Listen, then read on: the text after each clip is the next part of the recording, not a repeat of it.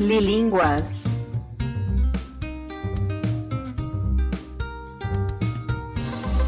Español para los que no tienen tiempo. Hola, habla Iván Carranza. Soy nacido y criado en Bogotá, Colombia.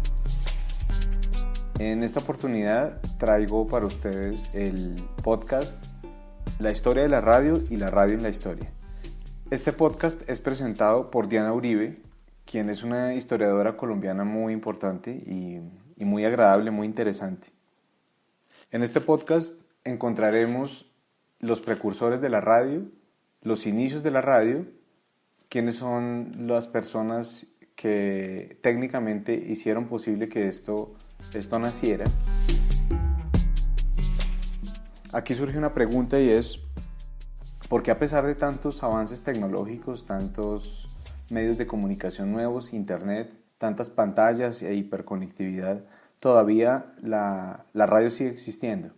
¿Cómo en el año 2019 tenemos todavía en nuestros autos un sintonizador de radio?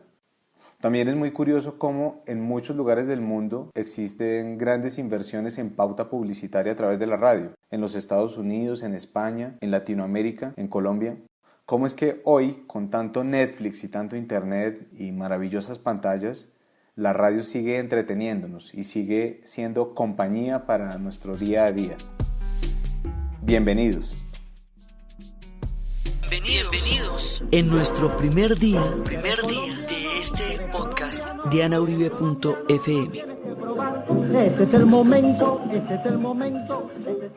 Cuando uno habla de podcast, la gente tiende a asustarse, la gente tiende a asombrarse. Los que habitan este universo tienden a sentirse muy familiarizados ya con estas novedades. Siempre cuando entramos en un punto nuevo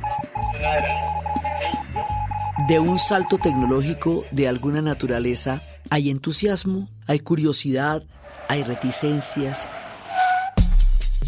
La palabra reticencia, que quiere decir como cautela o desconfianza por algo. Hay reticencias, hay suspicacias. Esa es la condición de cuando empiezan a hacerse cosas nuevas. Pero al fin y al cabo, sigue siendo la voz humana. Y la razón por la cual la radio se volvió tan importante y tan popular, que ya entraremos a comentar eso, es porque la gente escucha voces, y cuando escucha voces, ya sea por la radio, ya sea por los podcasts, se siente acompañada. Es una manera de establecer una conexión, una intimidad, sentirse que alguien o algunas personas te están acompañando. Se crean hábitos, se crean comunicaciones, se crean historias. Esa es la esencia de la radio. ¿Por qué, a pesar de que existen tantos otros medios tecnológicos, tanto que existe la imagen y el mismo Internet, ha generado tantos espacios en tantos niveles, sigue existiendo la radio, que ahora se muda al Internet en forma de podcast? Porque la voz humana es exactamente la idea de que tú escuchas y mientras tanto haces un montón de cosas. La palabra montón. Montón se refiere a muchos. Cuando tú te refieres a que estoy haciendo un montón de cosas, te refieres a que estoy haciendo muchas cosas, gran cantidad de cosas. Un montón de cosas. Y mientras tanto estás viviendo otra parte de tu vida, estás cocinando, la gente está montando en bicicleta, la gente está haciendo el oficio, en fin, muchas cosas. Entonces, pues aquí es para tomárselo con la novedad del formato y con la naturalidad de que seguimos hablando de la voz humana. Simplemente estamos cambiando de transmisor, de emisor, de aparato desde donde sale esto.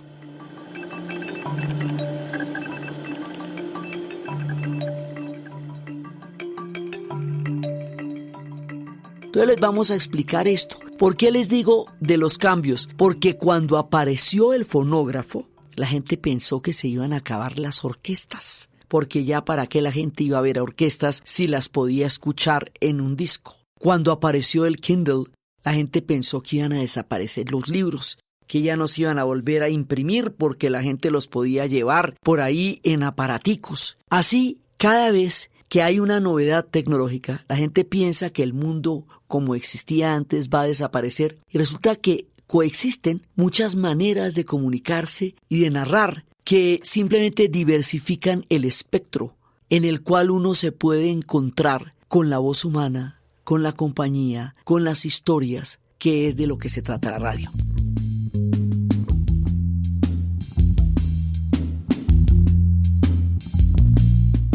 Entonces, era lo primero que les quería decir, como bienvenidos, este es un nuevo parche, pero seguimos contando historias a la final. Ahora, el podcast como tal es el hijo de la radio.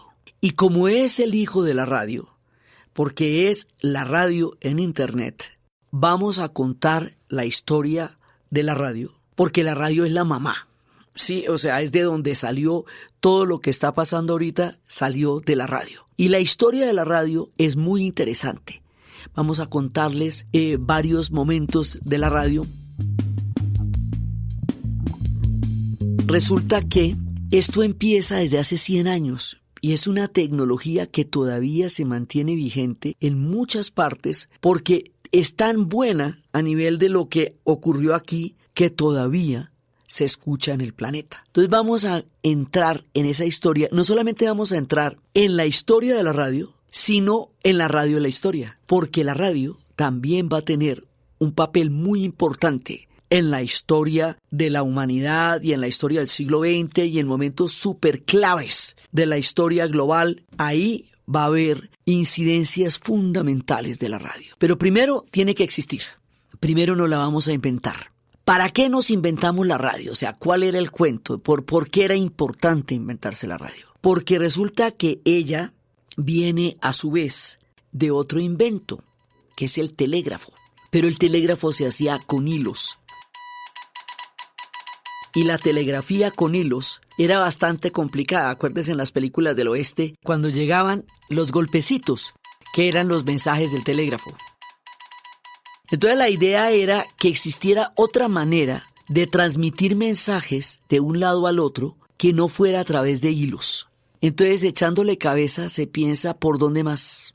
Y resulta que dos personajes, Maxwell y Faraday, analizan el espectro electromagnético. El espectro electromagnético permite que se transmitan sonidos que se pueden transmitir en el vacío. Vamos a estudiar eso. Ellos solamente lo estudian, o sea, ellos solamente se lo pillan. Existe un espectro electromagnético que puede transmitir sonidos. Ahora vamos a ver cómo logramos que eso transmita sonidos, pero existe. Ellos son los primeros teóricos del asunto, porque esto es un trabajo en equipo y es un trabajo de mucha gente en muchas partes, investigando al mismo tiempo que en su conjunto van a hacer posible la radio.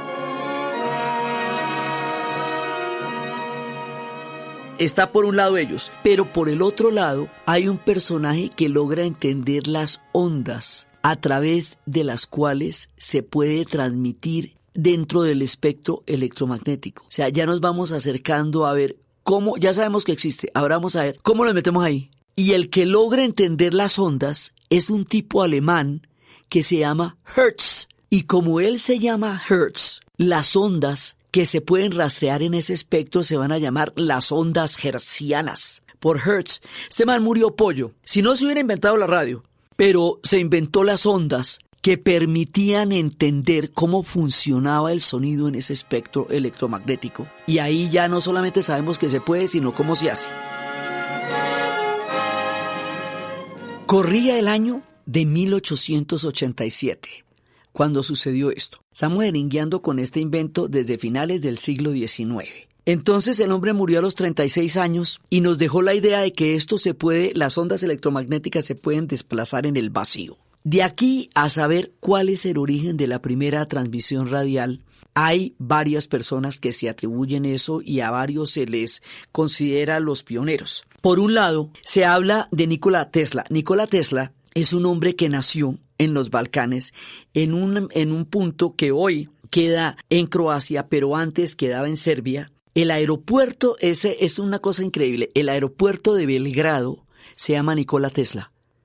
Ellos son los que en la Serbia actual reivindican la nacionalidad de Tesla como Serbia y tienen su museo de Nikola Tesla en Belgrado, que es muy titino. Pero los croatas dicen que nació allá porque en un momento eso formaba parte de Croacia. Como los Balcanes sufrieron todo ese montón de rupturas, pedazos quedaron en un lado y pedazos quedaron en el otro. El asunto es que este man se inventó, por un lado, la corriente alterna. La corriente alterna es la que hace que se pueda distribuir todo el flujo de electricidad en pedacitos que puedan difuminar y puedan llegar a los aparatos eléctricos sin quemarlos.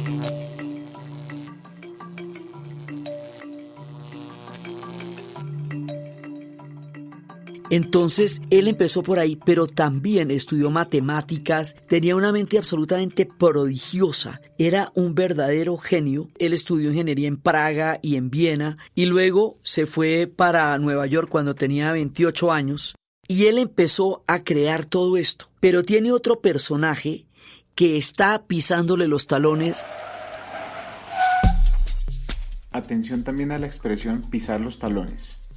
Los talones son la parte trasera de los pies donde reposa todo el cuerpo. Entonces, alguien que pisa los talones de otra persona es porque la está persiguiendo muy de cerca, casi lo alcanza, casi alcanza a la otra persona.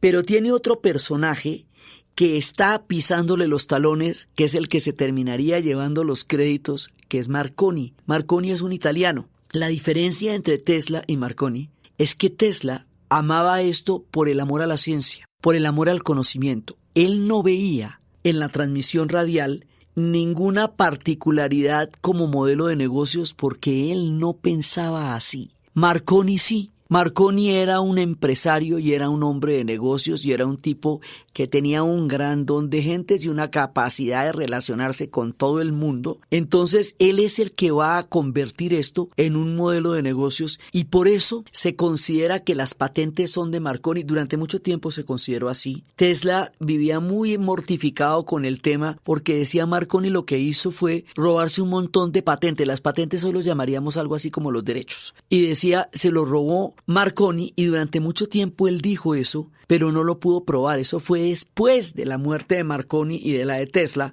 En 1943, cuando se pudo probar que sí efectivamente Marconi había tomado un poco de principios de Tesla y de otras personas para atribuirse la invención de la radio.